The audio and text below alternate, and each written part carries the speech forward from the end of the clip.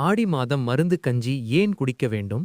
கனகப்பொடி என்பது என்ன என்று இந்த தலைமுறைக்குத் தெரியுமா? உலர்ந்த தவிட்டை வெல்லத்தில் குலைத்து அதை தோசை போல் பரப்பி தீக்கனலில் சுட்டெடுத்து உண்டாக்குவதே கனகப்பொடியாகும்.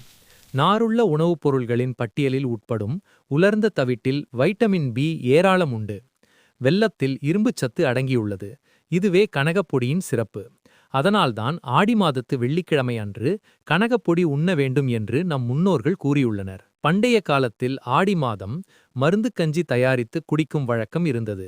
அதிமதுரம், சீரகம், சிவப்பு வெங்காயம், திரிக்கடுகு, திப்பிலி, குன்னிவேர், உழிஞ்சை வேர், சீற்றாமுட்டி, கடலாடி வேர் போன்றவற்றை சமமாக எடுத்து சதைத்து துணிப்பையில் கட்டி அதை பழைய அரிசியில் இட்டு கஞ்சி வைத்து துணிப்பையை பிழிந்து பின் அருந்துவதே மருந்து கஞ்சியாகும்.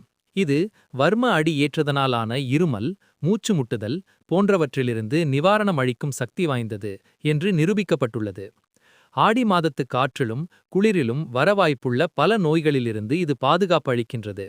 அதனால்தான் நம் முன்னோர்கள் கோவில்களில் ஆடி மாதம் கஞ்சி ஊற்றும் பழக்கத்தை பின்பற்றினர். இக்காலத்து நவீன சுகாதார விடுதிகளிலும் இக்கஞ்சி வழங்கப்படுகின்றது என்பதை நம் முன்னோர்களின் ஆத்மாக்கள் வரவேற்கும்.